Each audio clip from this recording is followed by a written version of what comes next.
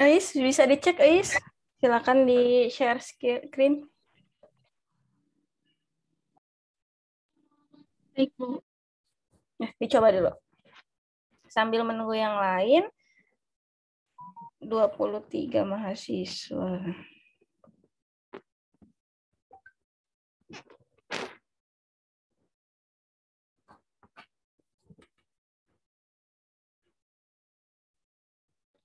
Mohon maaf Ibu, yang share screen Saudari Nirma, Bu. Oke, siap. Udah kamu berikan ke Nirma ya? Sudah, Bu. Izin share screen, Bu. Silakan Nirma.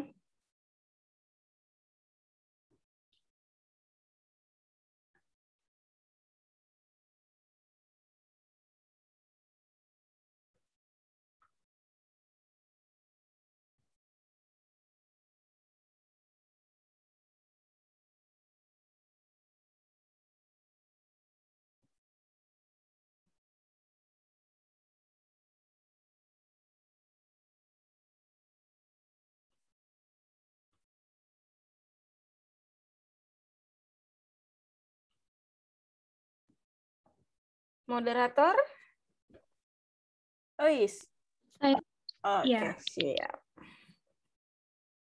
Sudah bisa dimulai ya? Sudah 25 mahasiswa. 25 ya?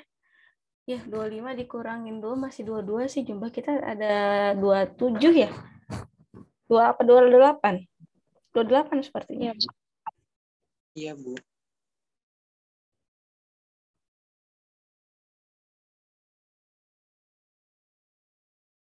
Oh iya, sambil menunggu yang belum bergabung, saya bertanya, sudah mengisi presensi kehadiran di Viklas? Sudah, Bu. Ada kendala Sudah, atau Ibu. tidak? Bu. Tidak, Ibu. Tidak, alhamdulillah. Kalau tidak, terima kasih buat teman-teman. Ya sudah, saya buka saja ya. Assalamualaikum warahmatullahi wabarakatuh. Waalaikumsalam. Waalaikumsalam warahmatullahi wabarakatuh. Oke, mohon maaf teman-teman, saya yang membuka perkuliahan karena Bu Iing izin ya, beliau sedang melaksanakan sholat asar, nggak apa-apa ya. Jadi biar waktu tidak kita buang sia-sia, jadi nanti kalian tetap mulai presentasi dahulu. Insya Allah Bu Iing kan sudah hadir nih, ya sudah ada di ruangan ini gitu kan. Dan mudah-mudahan beliau bisa mendengar aktivitas kita sekarang. Ya, oke, pada pertemuan kedua ya hari ini yang akan mempresentasikan yaitu kelompok 1 ada Aulia Novianti dengan Ani Purwanti. Sebelum saya memberikan kesempatan ini, saya mau tanya, Aulia sama Ani sehat?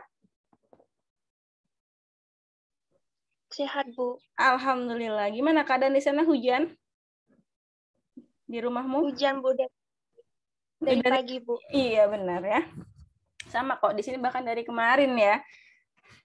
Oke, semoga kita semua bisa menjaga kesehatan ya. Lalu moderator untuk sore hari ini yaitu Iis ya. Semoga Iis bisa menjadi moderator yang baik karena baru perdana ya kalian presentasi di kelas ini. Semoga di kelompok 1 beserta moderator dan tim bisa memberikan yang terbaik ya. Karena biasanya penilaian pertama tuh kesannya harus luar biasa. Ya, saya berikan kesempatan kepada Iis, silakan untuk memoderatori jalannya presentasi pada sore hari ini. Silakan Iis. Baik, terima kasih Ibu atas kesempatan yang telah diberikan. Baik, saya mulai. Assalamualaikum warahmatullahi wabarakatuh. Waalaikumsalam warahmatullahi wabarakatuh. Selamat sore semua, Tabi pun. Iya, Bu. Ya, Bu. Alhamdulillahirrahmanirrahim. Wassalatu wassalamu ala asrofil anbiya'i wal mursalin wa ala alihi wa sahbihi ajma'in amma ba'd. Puji syukur kehadirat Tuhan Yang Maha Esa karena berkat rahmat dan hidayahnya kita semua dapat diberikan kesehatan sehingga pada sore hari ini kita dapat berkumpul dalam melaksanakan perkuliahan psikolinguistik. Tak lupa salawat serta salam kita sanjungkan kepada junjungan kita Nabi besar Muhammad Sallallahu Alaihi Wasallam yang syafaatnya kita nantikan di yaumul akhir nanti. Baik, perkenalkan, Saya, Ais Kartikasari, dengan NPM 1913-04-1024, sebagai moderator yang akan memimpin jalannya diskusi kita pada sore hari ini. Untuk hari ini, yang presentasi yaitu dari kelompok 1, yang beranggotakan yang pertama Aulia Novianti, dengan NPM 1913-04-1032, dan yang kedua yaitu Ani Purwanti, dengan NPM 1953-04-1006.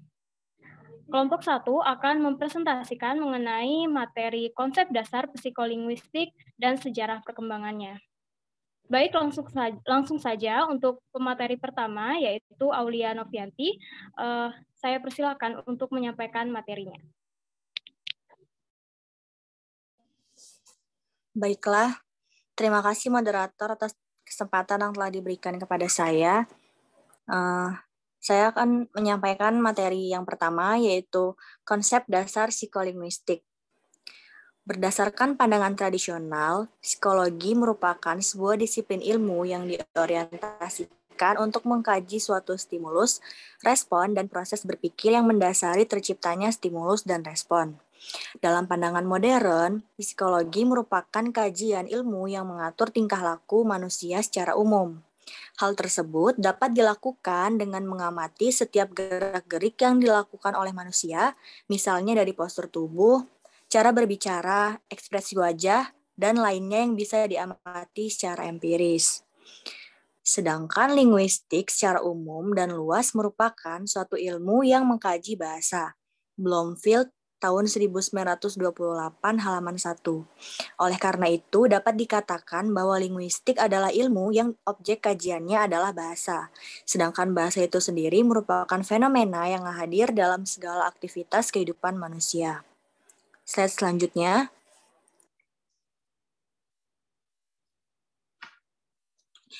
Dalam kaitannya dengan psikologi, linguistik dapat diartikan sebagai ilmu yang mencoba mempelajari hakikat bahasa, struktur bahasa, bagaimana bahasa itu diperoleh, bagaimana bahasa itu dapat bekerja, dan bagaimana bahasa itu berkembang. Munculnya disiplin ilmu yang bernama psikolinguistik ini tidak luput dari perkembangan kajian linguistik. Pada mulanya, istilah yang digunakan untuk psikolinguistik adalah linguistik psikologi atau psikolinguistik. Psikologi linguistik, mohon maaf. Dan ada pula yang menyebutnya sebagai psychology of language, yang artinya atau psikologi bahasa. Dengan demikian, berdasarkan uraian yang telah disampaikan tadi, dapat disimpulkan bahwa psikolinguistik merupakan disiplin ilmu gabungan antara psikologi dan linguistik untuk menentukan sikap yang tepat dan benar yang mengkaji proses psikologi yang terjadi pada masyarakat bahasa. Slide selanjutnya. Psikolinguistik menurut para ahli. Yang pertama ada Simanjuntak tahun 1987. Psikolinguistik jika diilustrasikan bagaikan seekor hidra, yakni monster dengan jumlah kepala yang tak terhingga. Simanjuntak juga menyatakan bahwa masalah-masalah yang dikaji oleh psikolinguistik berkaitan dengan beberapa pertanyaan seperti berikut ini. Yang pertama, apakah sebenarnya bahasa itu? Apakah bahasa itu bawaan ataukah hasil belajar? Apakah ciri-ciri bahasa manusia itu? Unsur-unsur apa sajakah yang tercakup dalam bahasa itu? Yang kedua, bagaimanakah bahasa itu ada dan mengapa ia harus ada? Di manakah bahasa itu berada dan disimpan? Yang ketiga, bagaimanakah bahasa pertama atau bahasa ibu itu diperoleh oleh seorang anak? Bagaimanakah bahasa itu berkembang? Bagaimanakah bahasa kedua itu dipelajari? Bagaimanakah seorang menguasai 2-3 bahasa atau lebih? Slide selanjutnya. Yang keempat, bagaimana kalimat dihasilkan dan dipahami? Proses apa yang berlangsung di dalam otak ketika manusia berbahasa? Yang kelima, bagaimana bahasa itu tumbuh, berubah, dan mati? Bagaimana suatu dialek muncul dan berubah menjadi bahasa yang baru? Yang keenam, bagaimana hubungan bahasa dengan pikiran manusia? Bagaimana pengaruh kedwibahasaan terhadap pikiran dan kecerdasan seseorang? Yang ketujuh, mengapa seseorang menderita afrasia? Bagaimana mengobatinya?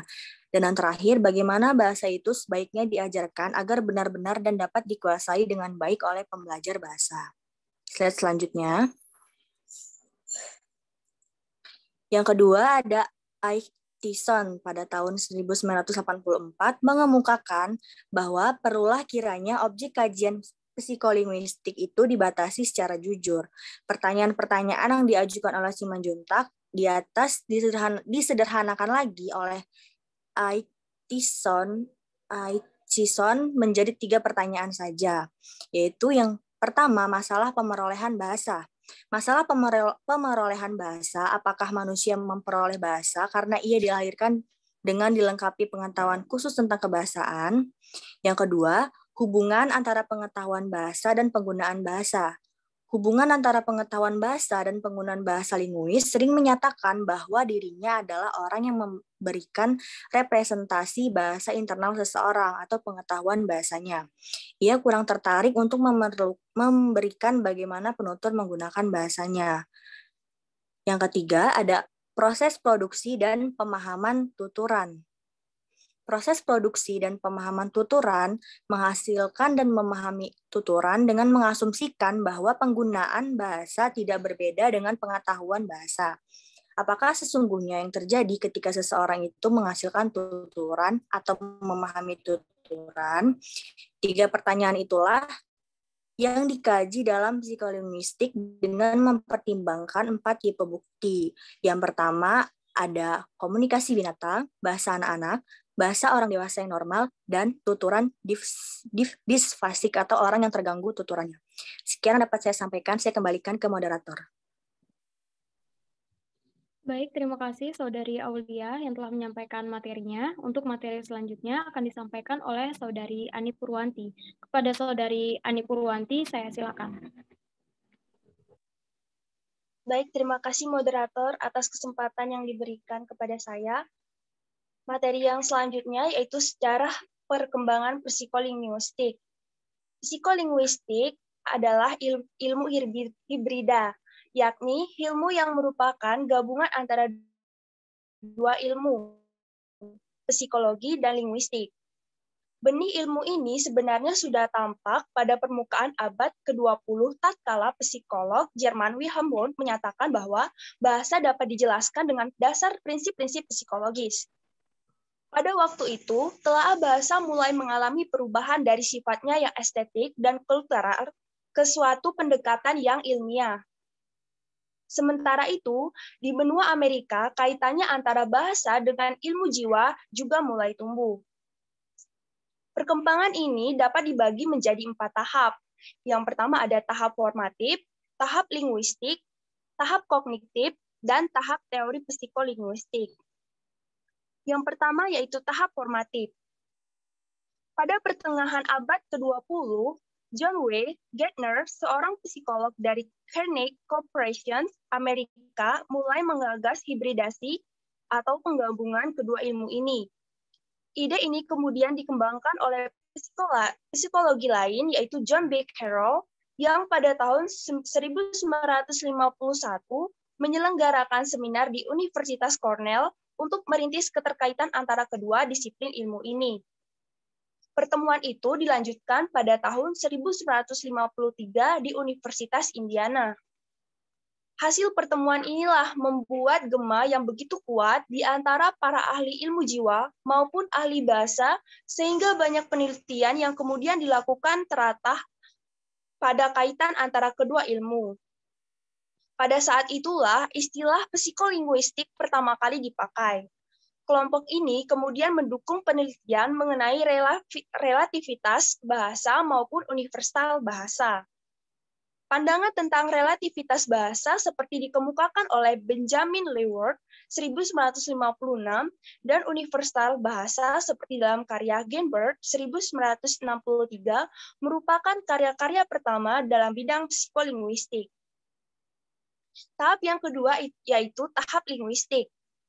Perkembangan ilmu linguistik yang semula berorientasi pada aliran behaviorisme dan kemudian beralih ke mentalisme atau yang sering juga disebut sebagai nativisme pada tahun 1957 dengan diterbitkannya buku Chomsky Syntactic Structure dan kritik tajam dari Chomsky terhadap teori behavioristik B.F. Skinner telah membuat psikolinguistik sebagai ilmu yang banyak diminati orang.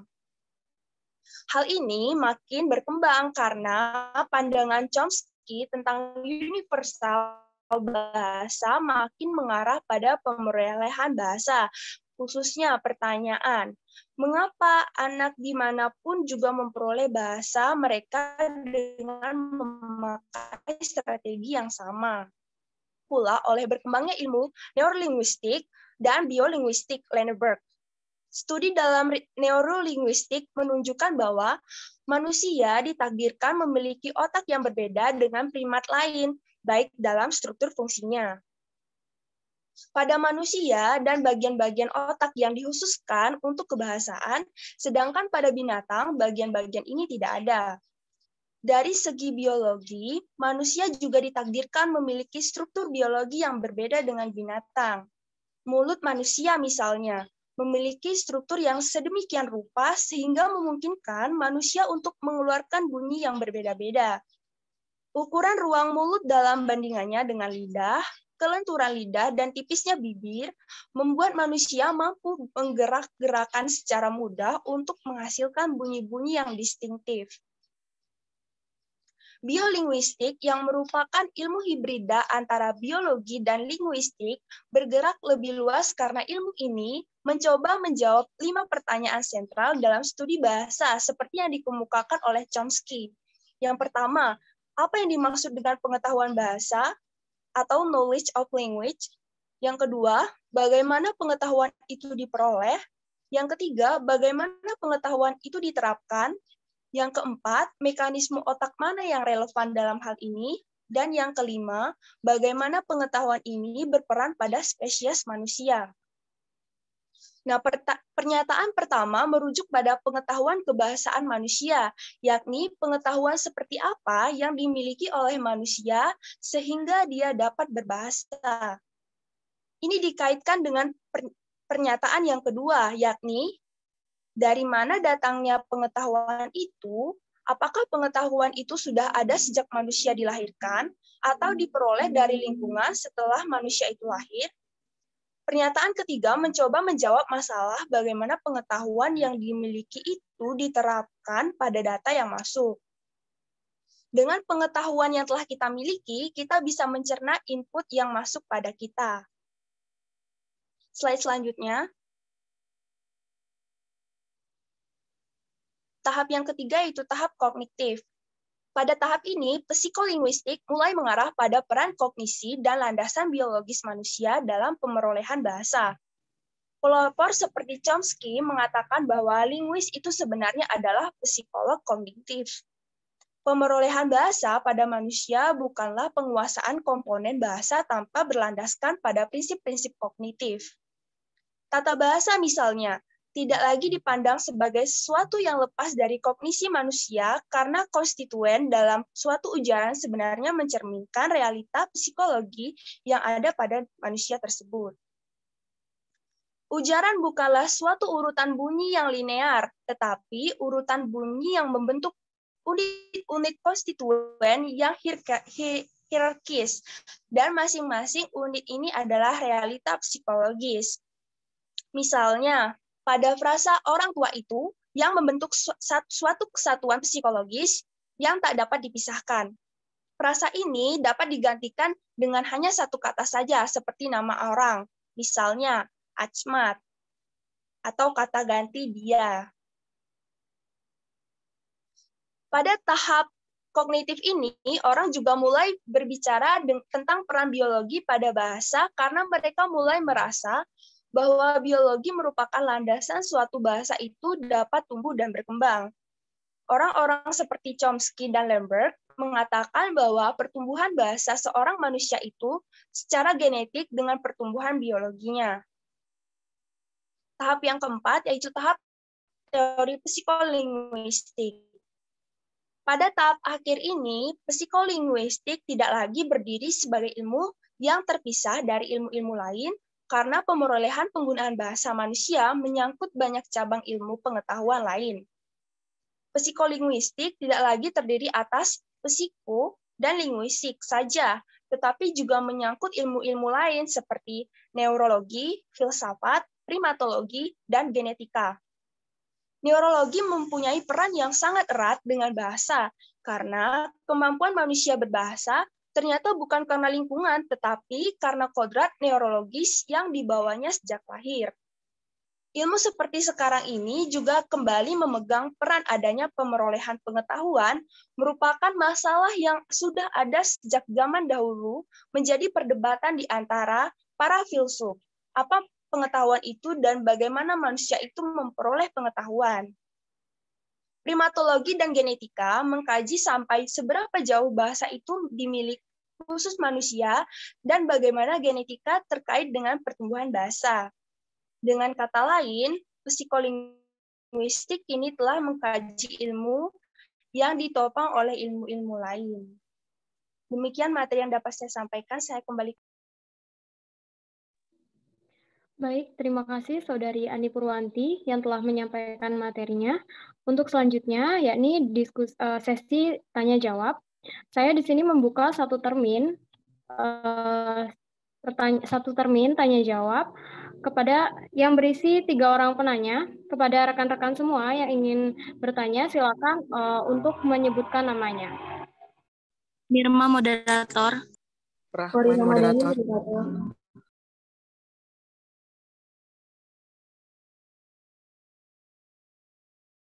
Baik, saya di sini mendengar baru dua nama. Yang pertama Nirma dan yang kedua Saudara Rahman. Satu lagi? Kori Ramadhani moderator. Kori Ramadhani.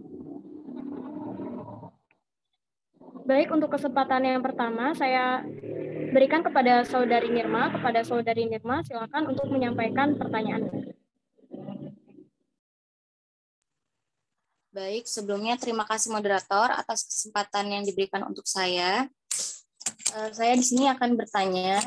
Tadi saya sudah mendengarkan penjelasan dari kelompok, yaitu terkait psikolinguistik menurut para ahli, yaitu ada Simanjuntak dan Estison.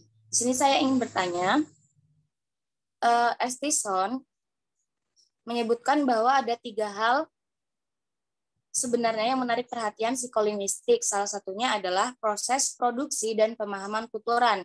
Yang saya masih kurang pahami di sini, saya ingin bertanya tentang tuturan atau berenkode atau memahami tuturan berdekode. Cukup, terima kasih moderator.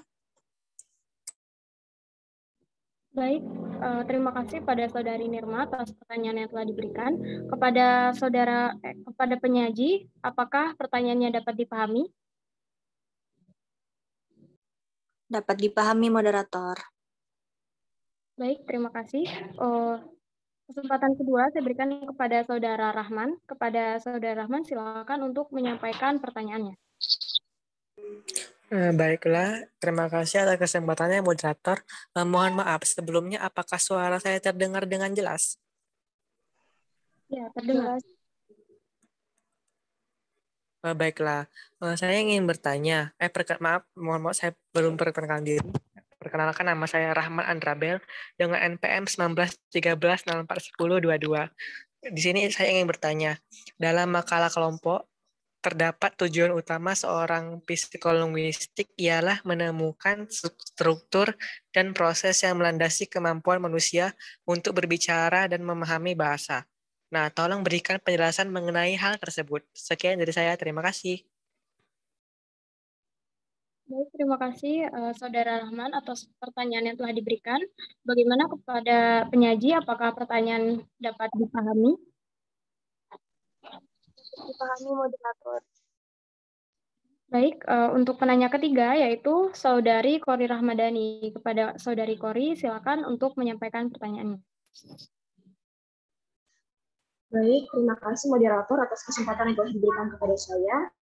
Izin memperkenalkan diri, nama saya Khalil Rahmadani dengan NPM 1953-041002. Izin bertanya, pada makalah kelompok dan yang telah dijelaskan oleh pemateri bahwa telaah bahasa mulai mengalami perubahan dari yang sifatnya estetik dan kultural ke suatu pendekatan ilmiah. Yang pertanyaan saya yaitu, apa yang menyebabkan telaah bahasa tersebut mengalami perubahan dari yang estetik ke suatu pendekatan yang ilmiah? Terima kasih, saya kembalikan kepada moderator. Baik, terima kasih Saudari Kori atas pertanyaannya. Kepada rekan-rekan yang telah bertanya, dimohon untuk menuliskan pertanyaannya di kolom chat agar teman-teman yang lain dapat melihat pertanyaannya. Selanjutnya kami memohon waktu beberapa saat untuk mendiskusikan jawaban dari pertanyaan yang telah diberikan. Terima kasih.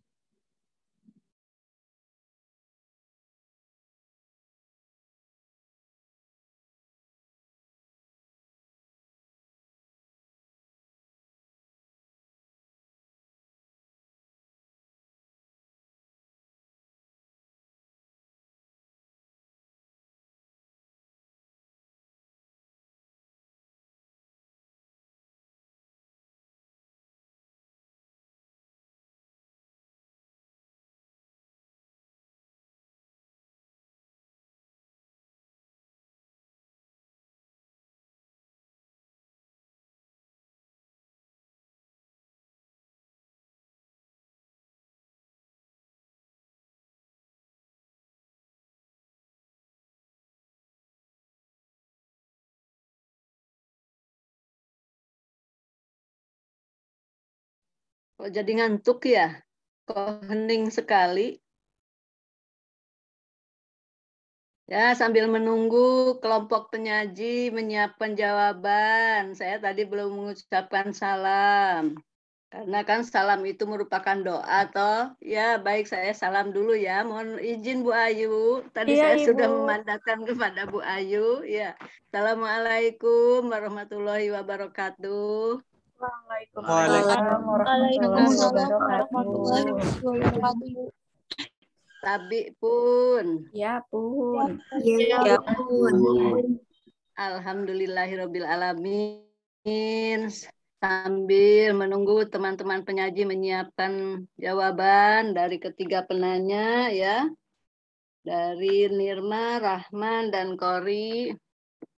Alhamdulillah Ibu bahagia sekali hari ini kita bisa bertemu lagi pada pertemuan kedua. Terima kasih Bu Ayu yang sudah menyiapkan segala sesuatunya, fasilitas sampai bisa berjalan lancar sesuai dengan jadwal waktu perkuliahan kita hari ini. Di tengah kesibukan Bu Ayu yang harus membagi badan sampai beberapa kelas, tapi Bu Ayu masih menyempatkan diri, alhamdulillah, tetap setia untuk menemani kelas psiko B ini, ya. Alhamdulillah, mudah-mudahan ini merupakan amal jariah dan ilmu yang bermanfaat bagi Bu Ayu khususnya. Dan nanti juga ilmu yang bermanfaat amal jariah bagi kita semua yang ikut di dalam pertemuan kedua ini. Alhamdulillah semuanya tampak ceria, cerah, glowing. Panji Sukojo juga tidak kalah glowingnya ya, walaupun cowok tapi tetap tampak glowing loh. Glowing kan tidak harus untuk cewek saja ya. Cerah, ceria, alhamdulillah. Terus Sahroni juga walaupun harus bermaskeria tetap setia ya. Lainnya lagi Panji, Sahroni, yang cowok siapa lagi? Satu lagi Rahman Anrabel, 3 juga aktif langsung mengajukan pertanyaan ya. Masih ada lagi yang pria di kelas ini? Ada Ibu. Hampir saja lupa. Ibu belum melihat sih wajah Adabi ini. Tadi saya Ibu scroll kok belum tampak wajahnya. Mana Adabi coba? Hadir Bu. Oh iya, alhamdulillah. Ini kalau oleh Bu Eka pasti Adabi ditegur rambutnya kurang rapi. Tapi sudah menyisir ya Bi, ya. Sudah Ibu, sudah potong juga Bu. Alhamdulillah. Bu Ayu, tadi Bu Ayu sempat mengungkapkan untuk penyajian pertama ini sempat meragukan kemampuan kelas ini. Tadi Ibu Ayu bertanya kepada calon moderator ya? Iya Ibu. Ternyata luar biasa iya, Bu Ayu belum persiapan. Bu Ayu belum mengenal kelas ini. Bu Ayu baru pertama kali masuk kelas ini ya? Yang kedua Sudah? Bu, yang kedua. Sudah pernah masuk? Sudah Ibu. Oh yang kedua, tapi rupanya belum paham betul Bu Ayu satu persatu mahasiswa kelas B ini. Kelas B ini luar biasa Bu Ayu. Mereka Ibu. sudah lulus semua berbicara. Jadi kalau sampai mereka masih terdengar bergetar suaranya atau terdengar tidak siap, wah nanti bisa saya tarik nilai berbicaranya Bu. Iya, saya batalkan ini KHS-nya nanti ya. Benar, ini manfaatnya kalian sudah lulus berbicara diterapkan. Setiap saat ditunjuk mau jadi moderator, mau jadi penyaji, mau jadi penanya, sudah already. Iya, siap. Mantap Bu Ayu kelas ini Bu, jangan diragukan lagi. Iya. Sore pun masih semangat beliau Bu. Masih Bu, kalau walaupun sampai maghrib mereka itu siap mengikuti perkuliahan biasa. Ini tahan banting mereka ini Bu. Walaupun seperti Sahroni harus menyeberangi sungai, harus mencari sinyal di bawah kebun karet juga mereka itu berjuangnya maksimal Bu. Ini kelas ini, ya, ini sudah berapa kali mengambil mata kuliah saya itu. Ya, sosio sudah berbicara 2 kali. MPBI ya, MPBSI dengan Bu Eka sudah mengambil.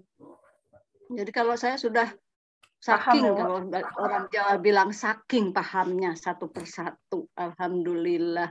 Makanya tadi saya kehilangan wajah Adabi, mana kok tampaknya kok anak saya tidak ada satu ini yang cowok. Atau masih ada lagi dari 4 anak saya laki-laki ini di kelas B yang belum sempat saya panggil? Sudah semua, Ibu. Sudah ya, hanya 4 ya. Memang dari dulu kelas bahasa ini didominasi oleh wanita. Alhamdulillah. Ya, baik. Nanti lagi komentar saya. Yang penting saya sudah menyapa. Ya, kita lanjutkan. Sudah siap saya kira ini penyaji untuk menjawab pertanyaan. Ya, siap ya. Silakan saya kembalikan kepada moderator. Baik, terima kasih Ibu. Baik, bagaimana kelompok 1? Apakah sudah dapat menjawab pertanyaan? Sudah, moderator. Silakan untuk menjawab pertanyaan. Baiklah, terima kasih atas kesempatan yang telah diberikan kepada saya. Apakah suara saya terdengar dengan jelas? Saking jelasnya, Aulia. Mantap suaramu. Baiklah, saya akan menjawab pertanyaan dari saudara Nirma mengenai apa yang dimaksud dengan tuturan berenkode dan memahami tuturan berdekode. Berenkode adalah merupakan proses produksi atau proses rancangan dalam berbahasa, sedangkan berdekode adalah proses penerimaan, perekaman, dan pemahaman dalam berbahasa. Proses pemahaman rancangan berbahasa atau enkode dimulai dengan enkode semantik, yaitu proses penyusunan konsep, ide, atau pengertian. Dilanjutkan dengan enkode gramatikal, yaitu penyusunan konsep atau ide dalam bentuk satuan gramatikal. Selanjutnya, dengan enkode fonologi, yaitu penyusunan unsur bunyi dari kode itu sendiri. Proses enkode ini terdapat dalam otak pembicara, kecuali representasi fonologinya yang terjadi di dalam mulut dilakukan oleh alat-alat bicara atau alat artikulasi. Sedangkan proses pemahaman dekode dimulai dengan dekode fonologi, yaitu penerimaan unsur-unsur bunyi itu melalui telinga pendengar, kemudian dilanjutkan dengan proses dekode gramatikal, yaitu pemahaman bunyi sebagai satuan gramatikal, lalu diakhiri dengan dekode semantik, yaitu pemahaman akan konsep konsep, atau ide-ide yang dibawa oleh kode tersebut. Proses dekode ini terjadi dalam otak pendengar. Di antara proses enkode dan proses dekode, terjadilah proses transmisi berupa pemindahan atau pengiriman kode-kode yang terdiri atas ujaran manusia yang disebut kode bahasa atau bahasa saja. Proses transmisi ini terjadi antara mulut pembicara sampai ke telinga pendengar. Dengan demikian, pembelajaran bahasa sesungguhnya tidak lain daripada pembelajaran komunikasi dengan menggunakan kode atau isyarat bahasa. Berarti dalam pembelajaran bahasa, kemampuan berbahasa produktif dan berbahasa reseptif harus sama-sama dikuasai dengan baik. Sekian yang dapat saya sampaikan, saya kembalikan ke moderator. Baik, terima kasih Saudari Aulia. Sebelum saya tanyakan kepada penanya, apakah dari rekan-rekan ada yang ingin menambahkan?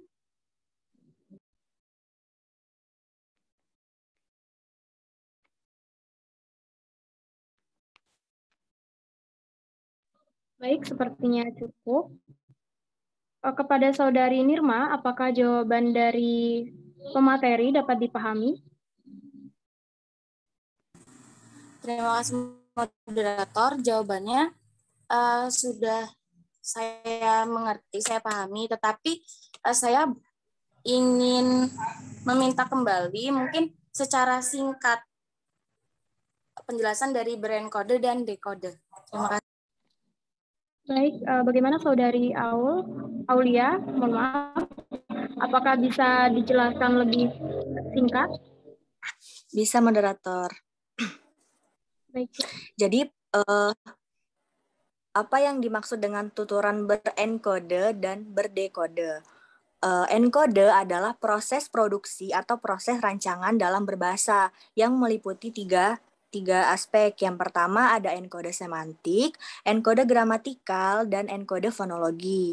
Nah, dari ketiga aspek tersebut memiliki proses penyusunannya yang berbeda-beda. Dari enkode semantik itu proses penyusunan konsep, ide, atau pengertian.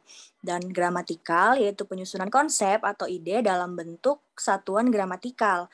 Dan yang terakhir enkode fonologi yaitu penyusunan unsur bunyi dari kode itu sendiri.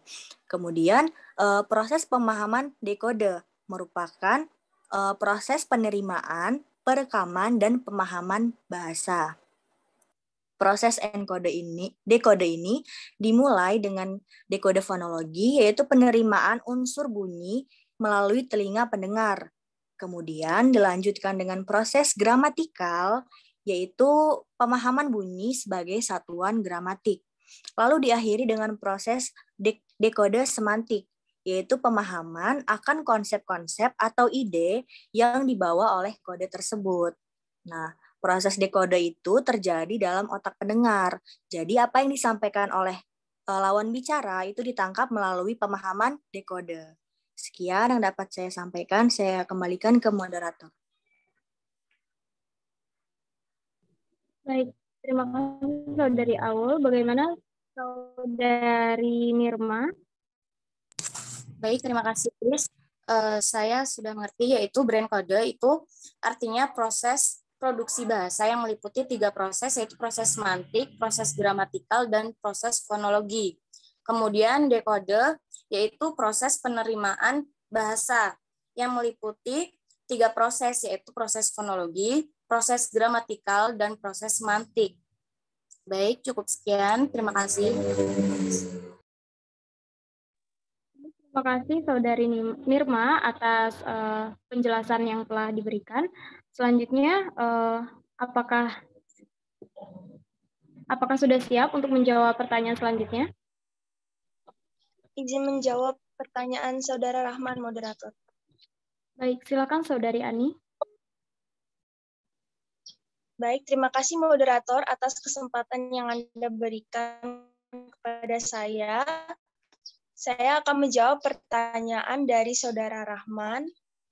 Pertanyaannya tadi adalah tolong beri penjelasan atas pernyataan tujuan utama seorang psikolinguis ialah menentukan struktur dan proses yang melandasi kemampuan manusia untuk berbicara dan memahami bahasa. Baik, saya akan menjelaskan definisi pemahaman bahasa terlebih dahulu. Pemahaman bahasa merupakan bagian dari proses bahasa, yaitu alat-alat, materi, dan prosedur yang terdapat dalam mental manusia yang digunakan untuk memahami bahasa, lalu kemudian untuk memproduksi bahasa. Nah, oleh karena itu, seorang psikolinguis harus bisa menemukan hal-hal apa saja yang perlu dibangun dan bagaimana proses dalam berbahasa tersebut kemudian disampaikan kepada para penutur bahasa. Hal tersebut guna mempermudah seseorang dalam pemakaian suatu bahasa, terutama bahasa lisan. Seorang psikolinguis juga harus mengetahui bagaimana orang mempergunakan bahasa sebagai sebuah sistem dan bagaimana seseorang tersebut dapat memperoleh bahasa tersebut sehingga dapat digunakan untuk berkomunikasi. Demikian jawaban saya kembalikan ke moderator. Baik, terima kasih Saudari Ani. Sebelum saya menanyakan kepada penanya, saya silakan untuk teman-teman yang ingin menambahkan jawaban dari Saudari Ani. Silakan menyebutkan namanya.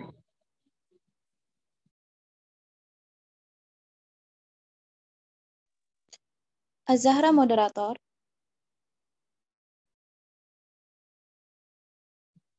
Baik, silakan Azahra. Baik, terima kasih atas kesempatan yang telah diberikan oleh moderator kepada saya. Nama saya Azahra Zatil Irfani dengan NPM 1913041030. Izin menambahkan jawaban dari kelompok penyaji. Pertanyaannya yaitu tujuan utama seorang psikolinguistik ialah menemukan struktur dan proses yang melandasi kemampuan manusia untuk berbicara dan memahami bahasa. Psikolinguis tidak tertarik pada interaksi bahasa di antara para penutur bahasa, karena fokus utama yang mereka kerjakan ialah menggali apa yang terjadi ketika individu yang berbahasa. Karena sesungguhnya psikolinguistik merupakan ilmu yang mempelajari proses-proses mental yang dilalui oleh manusia pada saat mereka berbahasa. Secara rinci, psikolinguistik mengkaji 4 hal utama. Yang pertama, komprehensi, yakni proses-proses mental yang dilalui oleh manusia, sehingga mereka dapat menangkap apa yang dikatakan orang dan memahami apa yang dimaksud. Yang kedua, produksi, yakni proses-proses mental pada diri kita yang membuat kita dapat berujar seperti yang kita ucapkan. Yang ketiga, itu logis serta neurologis yang membuat manusia bisa berbahasa. Dan yang terakhir yaitu perolehan bahasa, yakni bagaimana seorang memperoleh bahasanya sendiri. Terima kasih. Sekian dari saya. Kembali kepada Baik, terima kasih Saudari Azahra atas tambahan yang telah diberikan. Pada teman-teman, apakah ada yang ingin menambahkan kembali?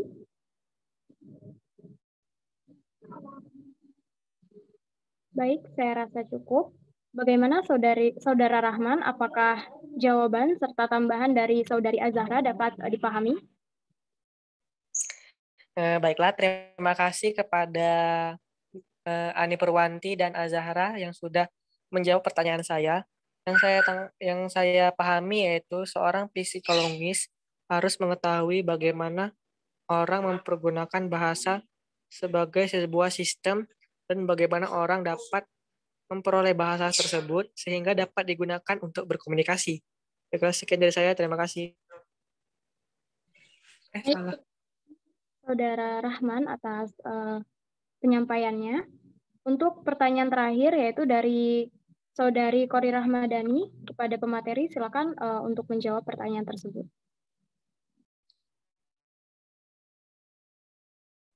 Izin menjawab, moderator. Baiklah, saya akan menjawab pertanyaan dari Saudara Kori, yaitu pertanyaannya, apa yang menyebabkan telaah bahasa mengalami perubahan dari yang estetik ke suatu pendekatan yang ilmiah sehingga muncul psikolinguistik? Sebelumnya saya akan menjelaskan pengertian dari estetik itu sendiri.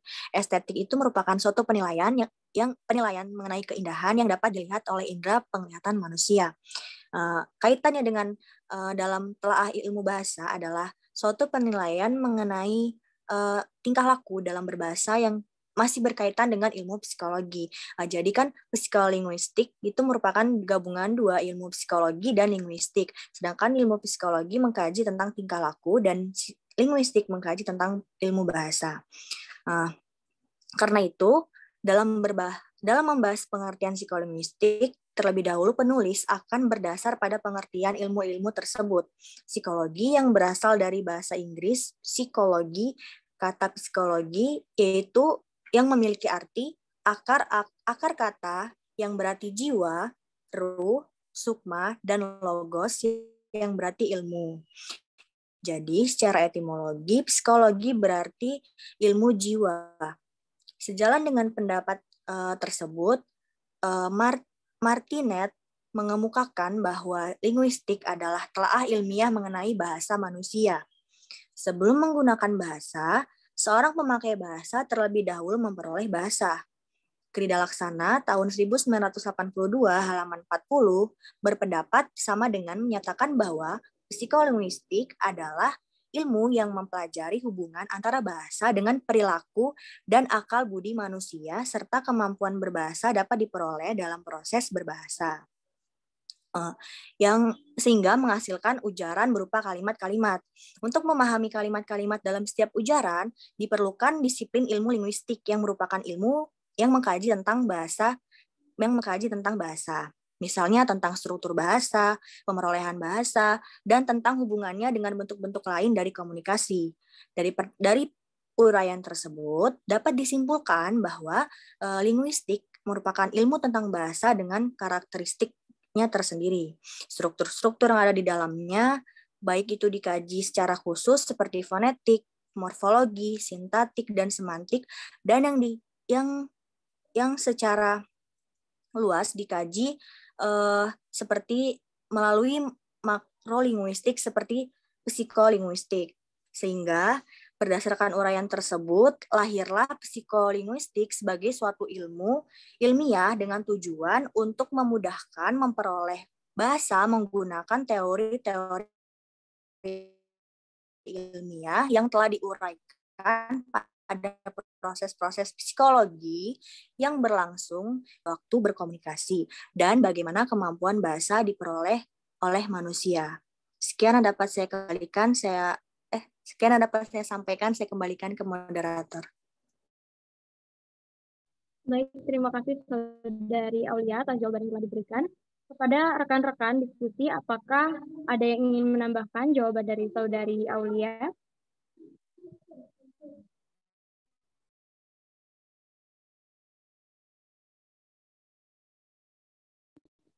Baik, sepertinya cukup. Kepada Saudari Kori, apakah jawaban dari Saudari Aulia dapat dipahami?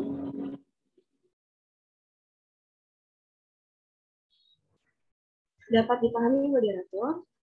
Yang saya pahami yaitu hal yang mendasari bahwa telaah bahasa mengalami perubahan dari estetik ke suatu pendekatan ilmiah karena sebelum seseorang menggunakan bahasa, maka seorang pemakai bahasa tersebut terlebih dahulu harus mempelajari suatu bahasa. Nah, dalam proses itulah mengalami proses yang memahami dan menghasilkan suatu ujaran berupa kalimat. Dalam memahami kalimat tersebut memerlukan ilmu linguistik. Hal tersebutlah yang menjadi dasar bahwa psikologis muncul atau lahir sebagai suatu ilmiah. Terima kasih, saya kembali. Baik, terima kasih Saudari Kori atas penjelasan yang telah diberikan. Baik, demikianlah tadi presentasi dari kelompok 1. Saya, sebagai moderator mohon maaf atas kesalahan yang saya perbuat. Saya akhiri, wabillahi taufiq wal hidayah. Wassalamualaikum warahmatullahi wabarakatuh. Waalaikumsalam warahmatullahi wabarakatuh.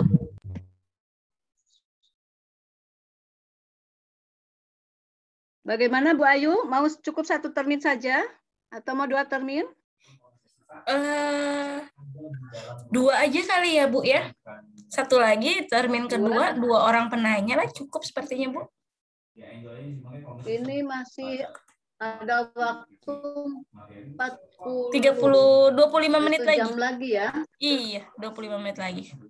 sampai dengan 15 berapa? 7 15 10. 17 10. Iya. 17 lebih 10 harusnya. Iya, 40 menit lagi. 30 menit lagi. Nanti untuk penjelasan atau reviewnya apakah tidak kurang? Kalau 2 orang lagi. Karena ini kalau di dalam konsep dasar ini tampaknya banyak yang harus dijelaskan supaya mereka itu memahami betul apa itu psikolinguistik, ya.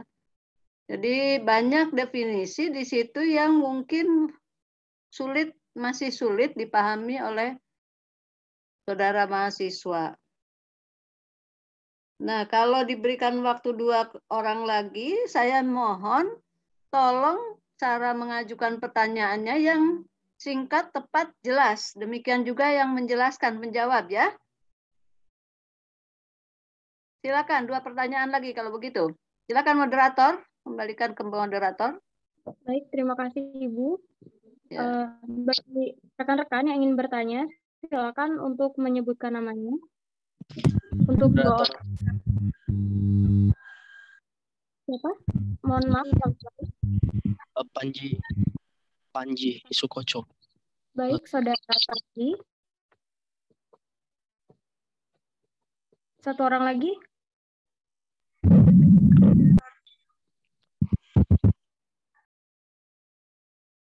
Bisa tolong ulangi? Nida Faiza Putri. Oh, baik, Saudara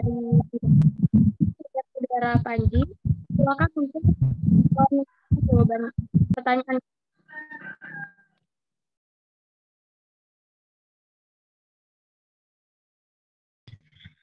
Baik, terima kasih. Saya Panji Sukoco dengan NPM 1913041036. Saya ingin bertanya, salah satu hal yang dibahas dalam psikolinguistik adalah proses pemerolehan bahasa. Yang ingin saya tanyakan adalah, ketika ada kata pemerolehan, bisa jadi ada kata penghilangan. Karena pada fakta yang terjadi atau di status quo, banyak juga beberapa orang yang kehilangan kemampuan untuk berbicara. Contohnya orang gila yang tatanan berbicaranya hilang. Pertanyaan saya, apakah kajian psikolinguistik juga membahas tentang penghilangan kemampuan berbahasa ini? Terima kasih. Baik, terima kasih Saudara Panji. Untuk penanya kedua, yaitu Saudari Nida. Kepada Saudari Nida, silakan untuk menyampaikan pertanyaan. Ya, baik. Terima kasih kepada moderator atas kesempatan yang telah diberikan kepada saya. Sebelumnya, perkenalkan, nama saya Nida Faiza Putri, NPM 19130410. Bagaimana penggunaan bidang ilmu atau bidang studi psikolinguistik dalam kehidupan sehari-hari? Maksudnya bagaimana kiranya kita menggunakan psikolinguistik ini dalam kehidupan sehari-hari? Begitu. Sekian, terima kasih. Baik, terima kasih Saudari Nida atas pertanyaan yang telah diberikan.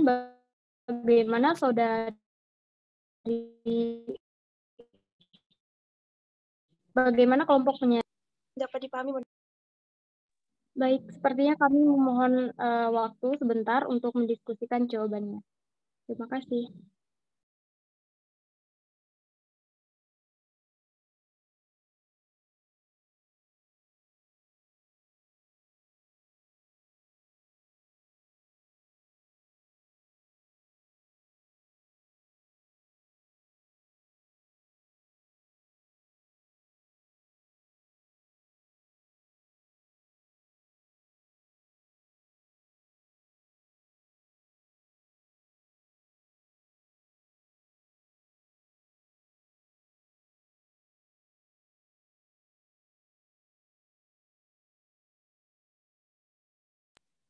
Izin menjawab pertanyaan Saudara Nida, moderator.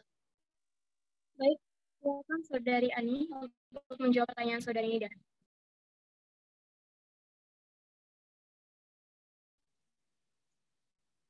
Baik, izin menjawab pertanyaan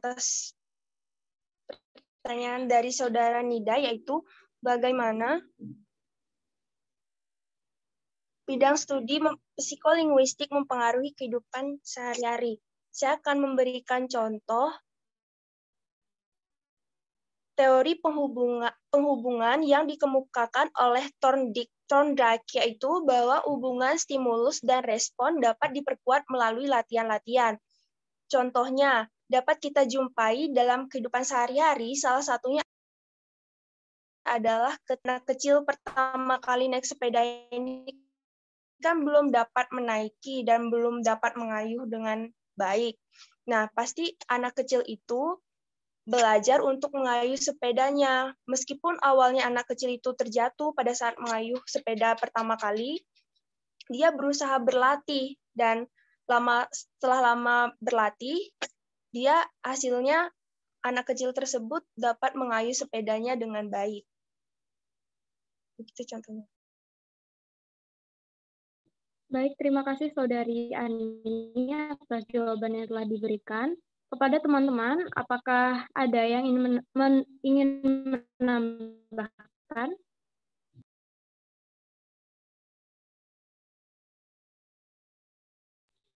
Baik, sepertinya cukup. Apakah sudah dapat menjawab pertanyaan dari Saudara Panji?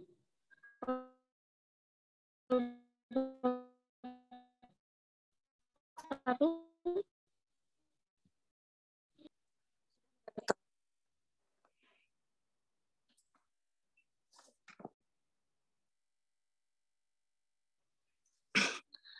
Baiklah, saya akan mencoba menjawab pertanyaan dari Saudara Panji, yaitu apakah psikolinguistik juga membahas tentang penghilangan berbahasa.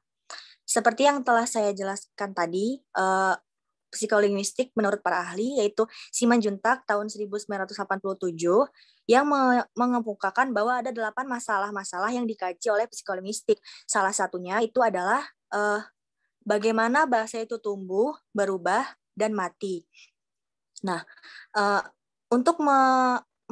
dalam kajian tersebut, psikolinguistik itu mempelajari ilmu yang mempelajari perilaku berbahasa, baik perilaku yang tidak tampak maupun perilaku yang tampak. Contoh perilaku yang tampak dalam berbahasa adalah perilaku manusia ketika berbicara dan menulis atau ketika dia memproduksi bahasa. Sedangkan contoh perilaku yang tidak tampak adalah perilaku manusia ketika memahami yang disimak atau dibaca, sehingga menjadi sesuatu yang dimilikinya atau memproses sesuatu yang akan diucapkan atau ditulis atau yang akan dituliskan ketika memahami bahasa. Jadi, apakah kajian psikolinguistik itu termasuk mengkaji tentang penghilangan bahasa atau tidak, itu termasuk karena selain membahas tentang pemerolehan bahasa, psikolinguistik juga mengkaji tentang penghilangan berbahasa. Penghilangan di sini yang dimaksud dengan penghilangan yaitu seperti yang telah saya jelaskan tadi, yaitu pemahaman bahasa yang tidak tampak dan tampak tersebut. Sekian yang dapat saya sampaikan, saya kembalikan ke moderator. Baik, terima kasih Saudari Awal atas jawaban yang telah disampaikan. Kepada rekan-rekan, apakah ada yang ingin menambahkan atau menyanggah jawaban dari pemateri?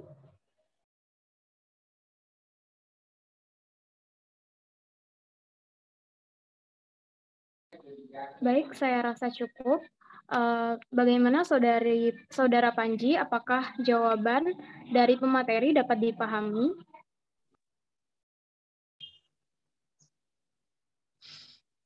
Mati.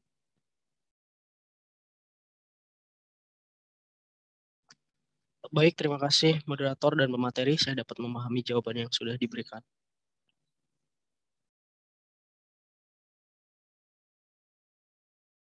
Baik, demikianlah tadi sesi termin kedua yang berisi 2 orang penanya. Terima kasih kepada teman-teman yang telah berpartisipasi dalam diskusi kita pada sore hari ini. Saya akhiri. Wassalamualaikum warahmatullahi wabarakatuh. Waalaikumsalam warahmatullahi wabarakatuh.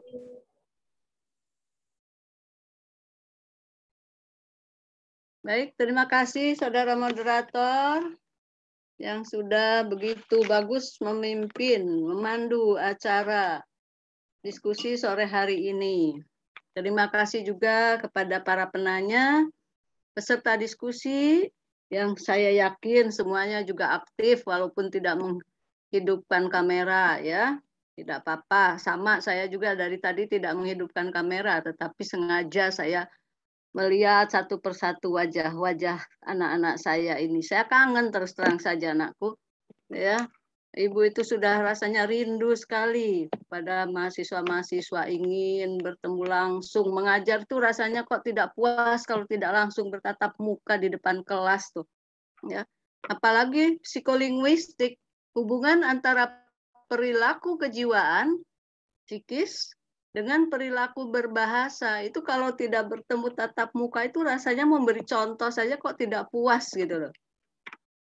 Karena apa-apa yang terjadi di dalam jiwa kita, bergejolak di dalam jiwa kita, itu akan tercermin di dalam perilaku kita sehari-hari, khususnya kalau dikaitkan dengan kegiatan berbahasa. Bahasa mencerminkan jalan pikiran manusia, bahasa mencerminkan isi hati manusia, bahasa mencerminkan kecerdasan manusia, bahasa mencerminkan kepribadian manusia. Itu semua berkaitan erat dengan psikologi. Kalau kita hanya bertemu, hanya tatap maya seperti ini saja rasanya kurang puas. Karena apa? Karena mungkin antara ekspresi yang kita wujudkan dalam perilaku kita berbahasa, khususnya pada saat sekarang ini kita dalam berkomunikasi lisan, belum tentu ini mencerminkan betul perasaan kita yang sebenarnya. Atau kondisi kejiwaan kita yang sebenarnya, proses yang terjadi apa yang menimpa diri kita kadang-kadang tidak sama antara apa yang diucapkan dengan yang kita lakukan. Mengapa sih kok psikolinguistik ini dipelajari? Susah payah amat. Ya. Itu kalau kita runut, itu banyak betul manfaat yang bisa kita ambil. Mengapa kok ini muncul sih mata kuliah ini? Atau ilmu ini mengapa kok jadi muncul? Padahal kan sudah jelas-jelas ada kajian yang tersendiri. Ada psikologi sendiri, ada bahasa sendiri, atau linguistik sendiri. Ada filsafat sendiri, ada ekonomi sendiri, ada agama sendiri, dan ilmu-ilmu yang lain. Sudah ada bidang masing-masing, mengapa kok muncul mata kuliah,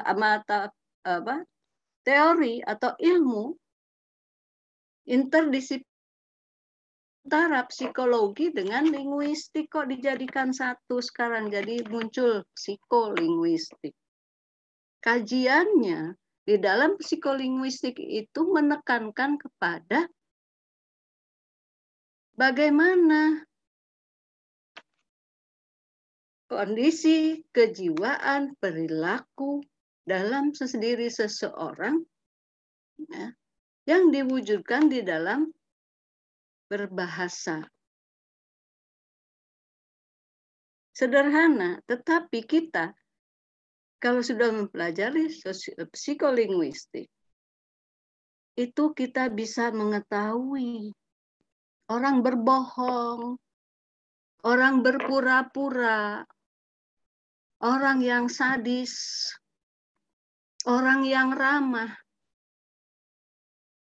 orang yang ketus, dan sebagainya, dan sebagainya. Itu bisa melalui psikolinguistik ini. Mengapa sih orang kok jadi gagap ketika berbicara? Mengapa orang kok jadi afasia? Panji belum pernah mendengar istilah afasia? Panji Sukoco? Belum, Ibu. Belum. Kehilangan bahasa.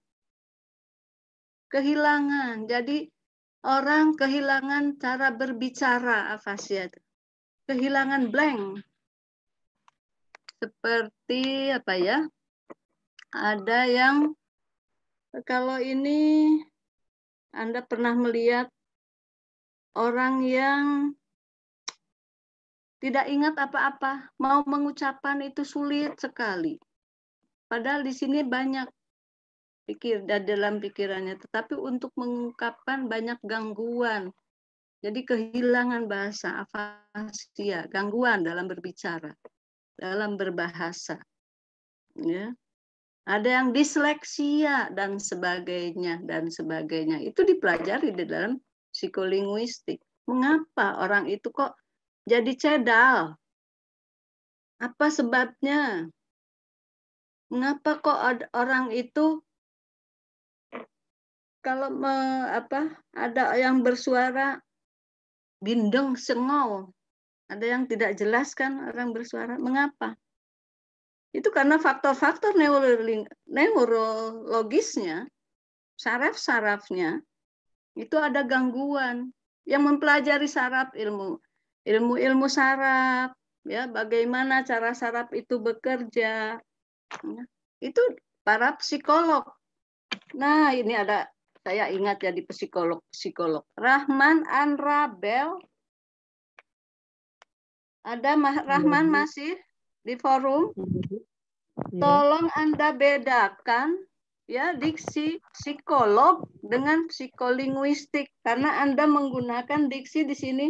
Tujuan utama seorang psikolinguistik ialah menemukan. Nah, tujuan utama seorang psikolinguistik, ada yang kacau di dalam pikiran Anda.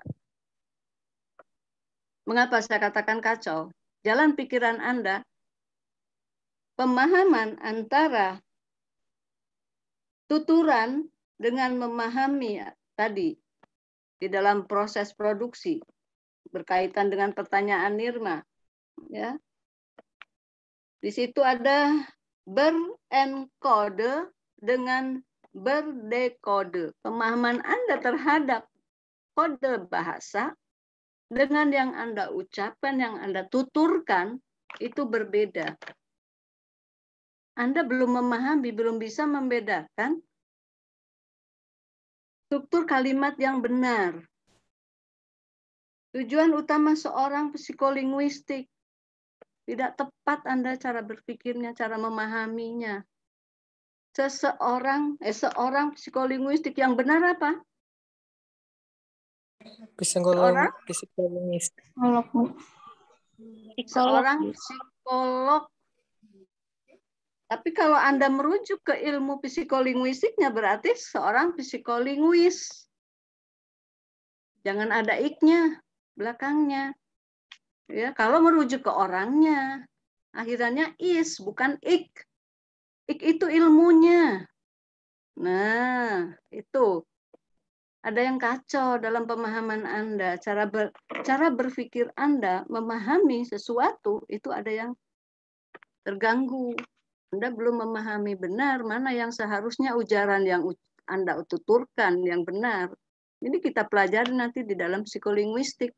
Bagaimana memproduksi ujaran, bagaimana proses ujaran itu terjadi pada otak manusia, pada diri manusia.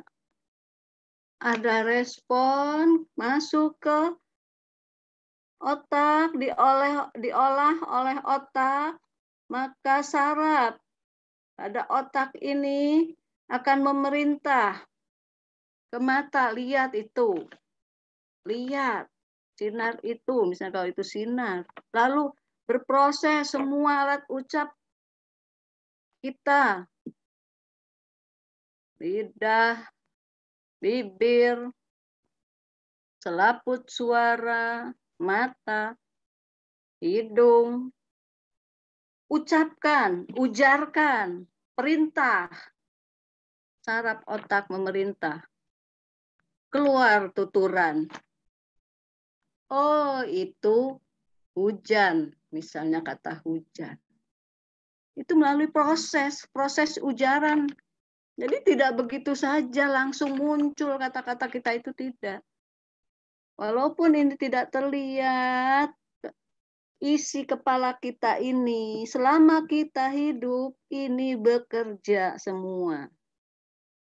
Saraf-saraf yang ada di dalam otak kita, kepala kita, saraf yang ada di dalam tubuh kita, alat ucap khususnya kalau kita sedang memproduksi ujaran, berbahasa dalam lisan, itu bergerak semua memproduksi ujaran.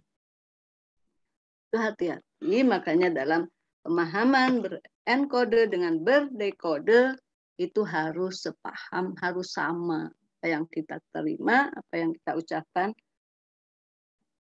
harus sama, sejalan. Ini dipelajari di dalam psikolinguistik. Ya. Jadi perilaku kejiwaan itu diungkapkan di dalam perilaku bahasa. Ya. Maka di dalam psikolinguistik itu kita selain mempelajari juga bagaimana ujaran itu diproduksi, tahap-tahapnya bagaimana, perkembangan bahasa pada manusia, bagaimana teori-teori belajarnya, khususnya dalam belajar bahasa, dan umumnya dalam belajar ilmu yang lain. Ya. Itu berkaitan erat dengan psikologi. Tidak mudah kalau kita belajar ilmu-ilmu itu secara terpisah. Maka para ilmuwan ya dari sejarahnya dahulu tahun 1800-an mereka dulu memisahkan diri. Para psikolog khusus hanya membahas, meneliti, mengkaji, membicarakan urusan kejiwaan saja. Psikolog. Ya, apa sebabnya orang gelisah itu apa sebabnya? Orang putus asa apa sebabnya dan sebagainya. Yang menyangkut masalah proses kejiwaan itu tugas psikolog, para psikolog.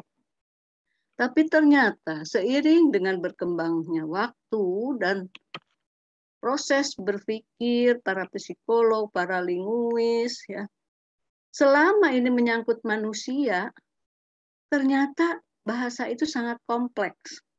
Manusia juga kompleks yang ada dalam diri manusia itu. Ternyata bahasa itu diperlukan dalam segala bidang. Tidak mungkin kalau kita membicarakan manusia, kita tidak akan menyinggung masalah bahasanya. Ya. Orang hidup diciptakan Tuhan, Allah Subhanahu wa Ta'ala, kalau yang beragama Islam. Kelebihannya itu diberi bahasa. Ya kan? Keistimewaan dari Tuhan. Makhluk hidup banyak jenisnya. Tapi yang istimewa adalah manusia, yaitu diberi bahasa istimewanya. Manusia bisa berbahasa, memiliki bahasa. Dan dibekali dengan kemampuan berbicara. Itu pada umumnya.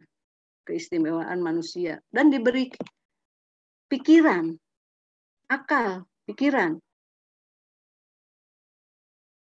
Dengan memiliki akal, pikiran, maka orang itu mengolah pikiran yang diberikan oleh Tuhan, maka dalam perkembangan hidupnya dipergunakan terus. Makanya kan kalau orang itu istilahnya kalau mau ngomong tuh, sebelum ngomong itu mikir dulu. Ya kan? Di mana letaknya berpikir? Di otak. Ya kan? Di kepala kan? Proses berpikir. Sebelum kita bertindak, kita harus berpikir lebih dahulu. Diolah dulu dalam rasa, diungkapkan melalui ucapan, ujaran. Nah, maka di dalam psikolinguistik itu kita nanti mempelajari teori belajar, ya pada umumnya, teori belajar bahasa pada khususnya bagaimana perkembangan bahasa manusia, bagaimana kita itu bisa menghasilkan suatu bunyi, ada tahap-tahapnya, ada tahap semantik, tahap leksikal, ya, tahap sintaksis, dan sebagainya. Itu ada tahap-tahap. Mengapa orang itu kalau menyajikan pelajaran harusnya bisa menciptakan suasana yang senang? Karena berpengaruh. Suasana kejiwaan itu berpengaruh terhadap hasil pembelajaran. Dalam teori psikologi, kalau kita mengajar itu ciptakan dahulu suasana yang menyenangkan. Kata senang itu tugas siapa? Mengungkapkan kata senang. Orang bahasa. Tapi untuk mewujudkan rasa senang itu ekspresinya tugasnya siapa? Tugas para psikolog. Ekspresi orang senang itu seperti ini. Nah, ini contoh. Ini contoh psikolinguistik. Hubungan psikologi, para psikolog dengan orang linguistik menghasilkan contoh sederhana. Permainan anak-anak. Ini suatu alat permainan edukasi untuk anak 1 tahun ke atas. Lihat, mengapa ini kok dituliskan untuk media edukasi untuk anak-anak. Ini lihat, sederhana, wajahnya polos kalau namanya anak, ya. Kemudian di sini, ini ekspresi wajah. Ini para psikolog ini yang menciptakan ekspresi wajah seperti ini. Alis, posisi hidung, posisi mulut. Orang bahasa menciptakan. Terlihat tidak? Orang bahasa menciptakan apa ini? Kode bahasa berupa tulisan. Ya? Tulisannya apa? Terbaca tidak? Kalau tidak terbaca, Ibu bacakan. Happy? Tidak. Happy, Bu. Happy. Ini orang psikolog ini. Ini karya orang psikolog. Mengekspresikan wajah anak kecil bahagia. Lalu ekspresi lain lagi. Berbeda dari yang tadi. Alisnya ke atas. Dua-duanya. Ya. Bibirnya ke bawah. Bahasanya apa? Sedih. Sedih. Anak sedang sedih. Ungkapan sedih itu orang bahasa. Karya orang bahasa. Ini hubungan psikologi dengan linguistik. Ini termasuk media-media psikolinguistik. Ini. Alisnya ke bawah. Bibirnya terbuka, kelihatan giginya. Di sini giginya dimerahkan, bukan putih. Orang bahasa menyebutnya istilahnya tertawa. Karena giginya terlihat semua, lebar. Dan seterusnya ini wajahnya berbeda kan? Raut wajahnya ini. Garis alisnya, mulutnya. Orang bahasa. Tulisannya angry. Terlihat tidak? Angry. Sedang marah anak itu. Marah. Ekspresi wajahnya seperti ini. Anak marah itu. Tapi mungkin lain dengan kita ya. Kalau kita ekspresinya diem saja udah tahu, Ibu Ing sedang marah. Nggak banyak ngomong, nggak cerewet. Biasanya Bu Ing kalau nggak sedang marah, banyak ngoceh. Tapi kalau Bu Ing sedang marah, mendingan diam Bu Ing itu. Ya, saya pendam biasanya. Karena saya kalau sudah mengekspresikan kemarahan saya, kata-kata saya biasanya tidak terkendali. Nah, itu tujuan kita mempelajari sosiolinguistik, manfaatnya sosiolinguistik saja. Kebiasaan sosiolinguistik. Psikolinguistik ya, itu bisa kita gunakan dalam kehidupan sehari-hari dan dalam pembelajaran. Pemerolehan bahasa, bagaimana orang itu cara memeroleh bahasa, belajar bahasa itu. Bahasa di dalam psikolinguistik ada yang disebut dengan pemerolehan bahasa pertama. Ada pemerolehan bahasa kedua. Bahasa pertama itu bahasa yang diterima, dipelajari atau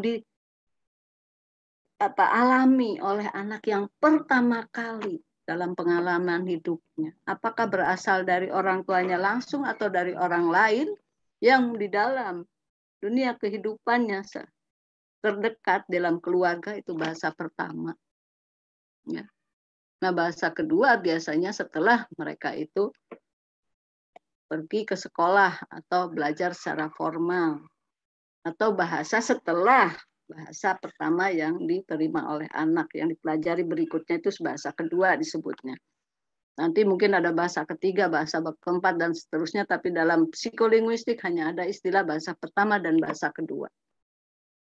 Itu nanti akan kita pelajari semua, sehingga kalau kita sudah memperoleh pelajaran ini, kita tidak akan salah lagi.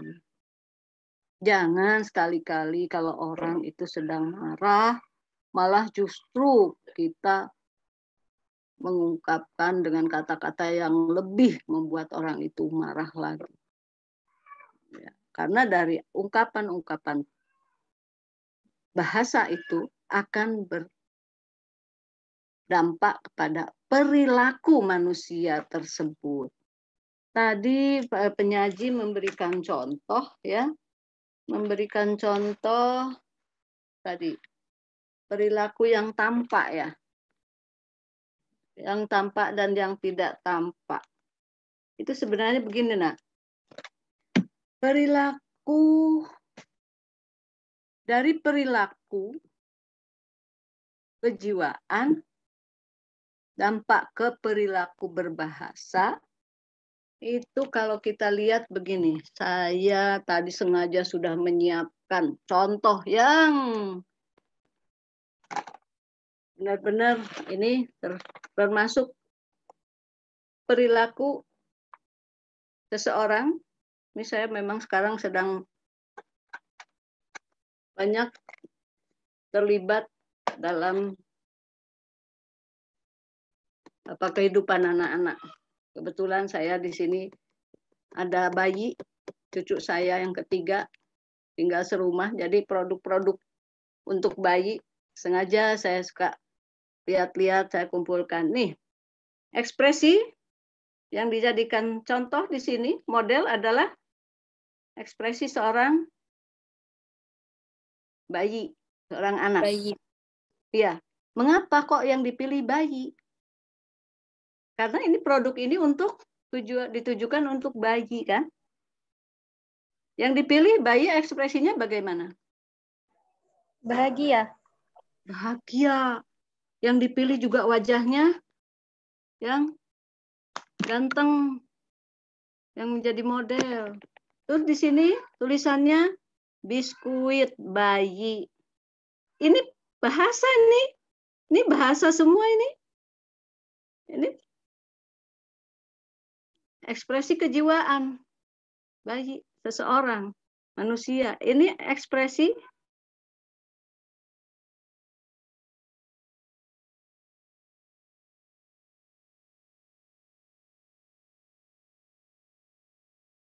bahasa. Perilaku orang kuit untuk bayi ya yang seperti ini. Ada petunjuknya di sini. Maka orang berperilaku bahasa membelilah produk ini. Tidak memilih ini. Karena ini bukan makanan bayi. Iya kan? Itu berpengaruh terhadap perilaku. Ya. Jadi kata-kata yang dituliskan ini linguistiknya. Sementara ekspresinya ini ya mencerminkan tulisan. Perilakunya sesuai dengan tulisan yang ada. maka besar sekali ekspresi jiwa seseorang untuk menghasilkan suatu bahasa dan berpengaruh terhadap perilaku bahasa. Ini yang dikaji di dalam psikolinguistik. Jadi terapan bukan hanya berteoretis saja. Psikolinguistik itu bisa langsung diterapkan ilmu-ilmu ini. Ya. Nah, ini ada lagi, ini contoh. Kodomo, baby, wipes. Ini juga produk untuk anak-anak yang jadi model bayi. Bayi yang montok, yang mulus, yang cantik. Ya. Nah, sehingga orang yang berkepentingan mencari tisu basah untuk bayi yang bertulisan ada babynya, bukan yang untuk orang dewasa. Berpengaruh terhadap perilaku berbahasa, yaitu pada pembeli.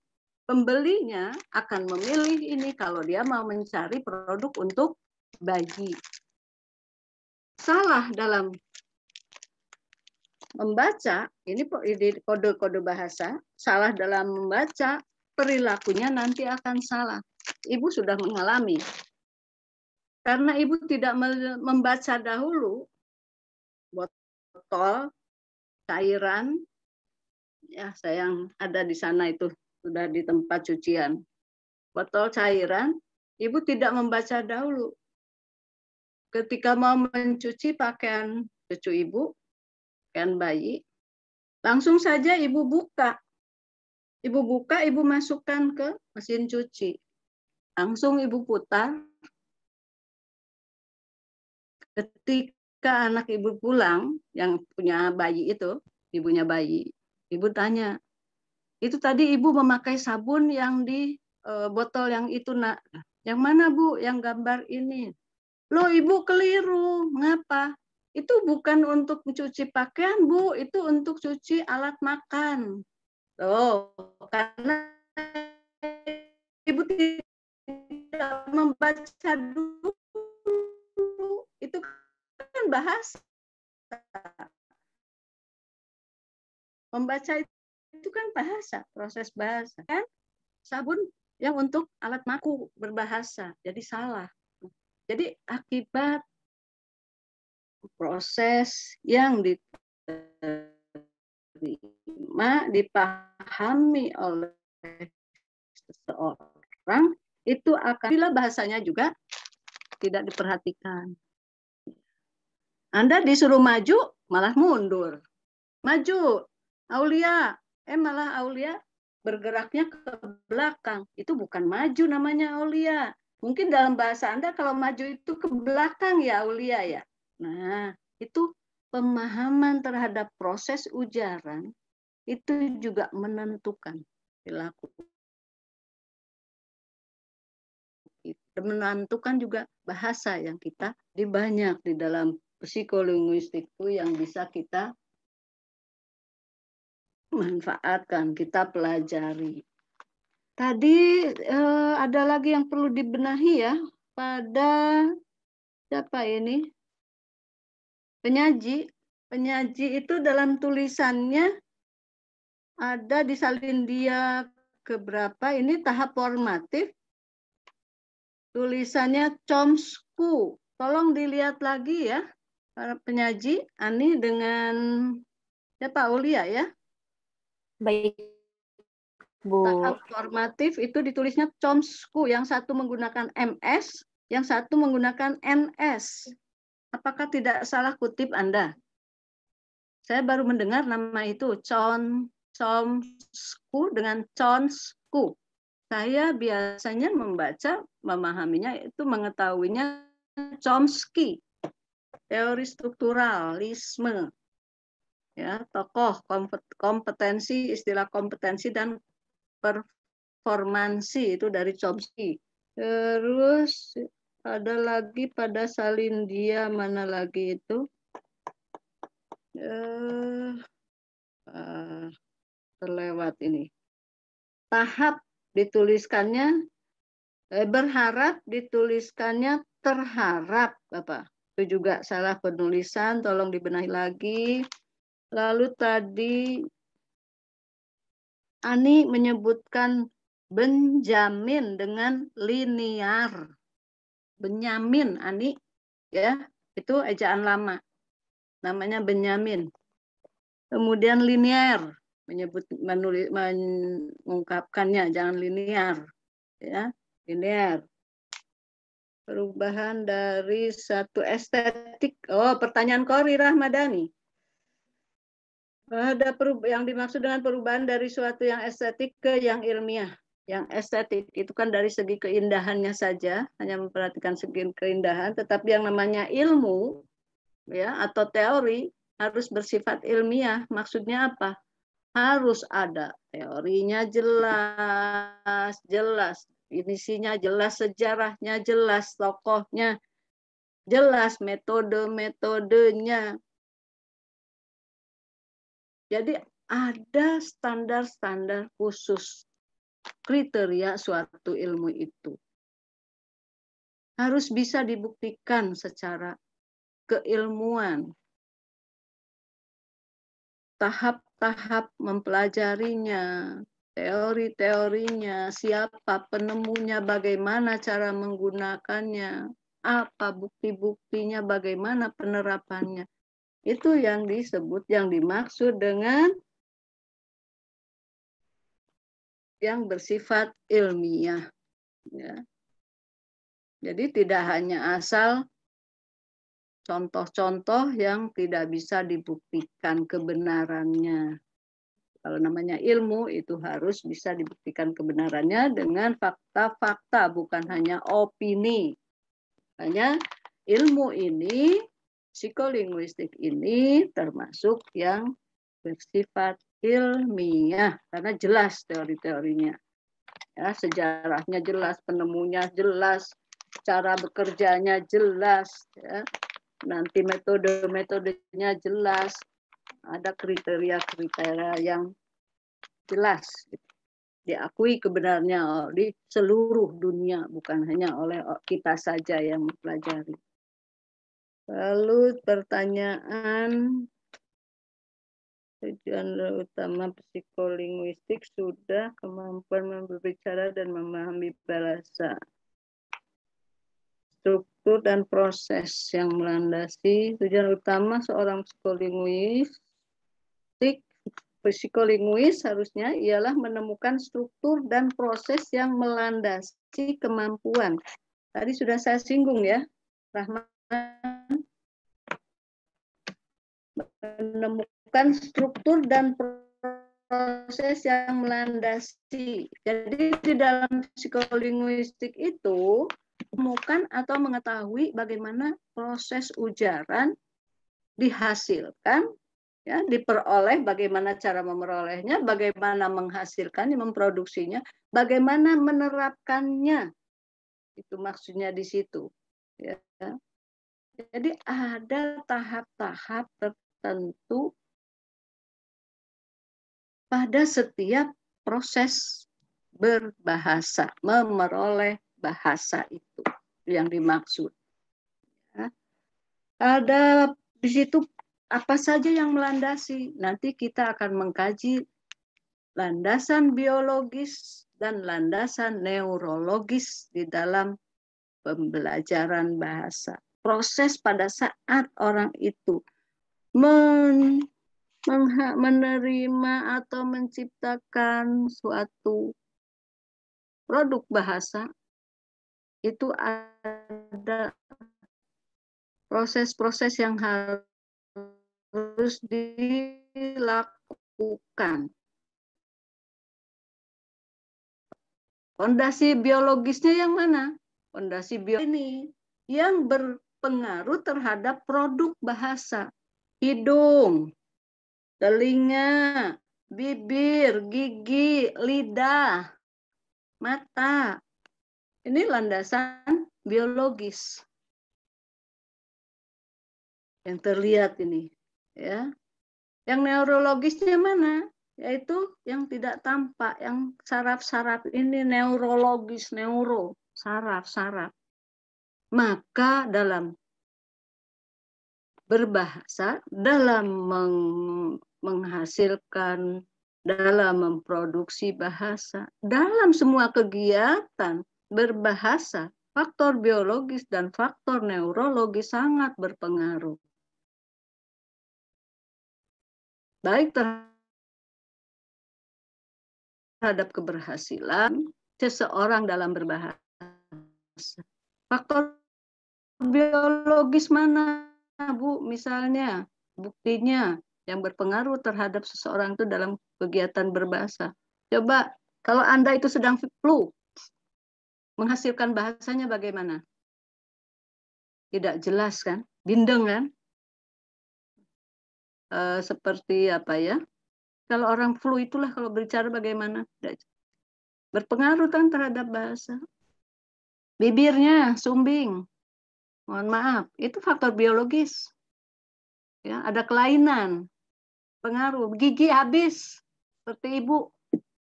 Udah ompong. Itu juga berpengaruh terhadap penghasilan atau produk ujaran. Telinga, gangguan telinga, gedang telinganya terganggu. Bagaimana? Keterampilan bahasanya, keterampilan apa? Berpengaruh terhadap keterampilan apa? Menerima ujaran. Keterampilan apa? Telinga. Menyimak, Bu. Tunarungu akan terganggu. Jadi tidak bisa mendengar. Itu bahasa, proses bahasa. Jadi, waduh, kalau sudah berbicara mengenai psikolinguistik sama dengan sosiolinguistik, ilmu-ilmu lain juga tidak ada habisnya. Ya, sayangnya waktunya sudah mau maghrib. Ya, Bu Ayu mau menambahkan, Bu Ayu? Cukup Ibu, ini sudah digangguin si kecil Ibu. Tidak apa-apa Bu. Itu manfaatnya kita belajar daring, bisa nyambi. Ini ikutan belajar. Anak-anak, ya. Baik, kalau Bu Ayu tidak ada yang menambahkan, itu saya hanya memberikan ilustrasi yang begitu banyak supaya mereka tuh bisa memahami betul ya dalam psikolinguistik itu memang ternyata banyak kaitannya. Dan saya mohon tolong dibaca lagi teori-teori itu, pahami lagi ya. Nanti kalau ada yang masih membingungkan silakan. Selamat berbingung ria. Itu tandanya orang berpikir. Kalau Anda tidak bingung berarti Anda tidak berpikir, ya, tidak memanfaatkan neurologis Anda, ya. Selamat berbingung ria, selamat membaca kembali, memahami teori yang ada di dalam psikolinguistik pada pertemuan kedua ini. Terima kasih atas perhatian saudara. Baiklah, kita tutup saja ya Bu Ayu. Iya Ibu, silakan. Ya, marilah kita tutup bersama dengan bacaan hamdalah. Alhamdulillahirabbil alamin. Terima kasih. Selamat sore. Wabillahi taufik wal hidayah. Wassalamualaikum warahmatullahi wabarakatuh. Terima kasih semuanya.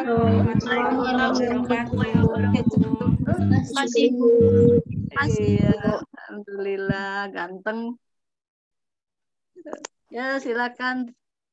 Terima kasih Bu Ayu. Tidak apa-apa disampaikan itu aja. Mohon maaf Ibu. Detik-detik terakhir udah bangun dari tidur. Ya, sudah. Ya, udah tutup saja, Bu.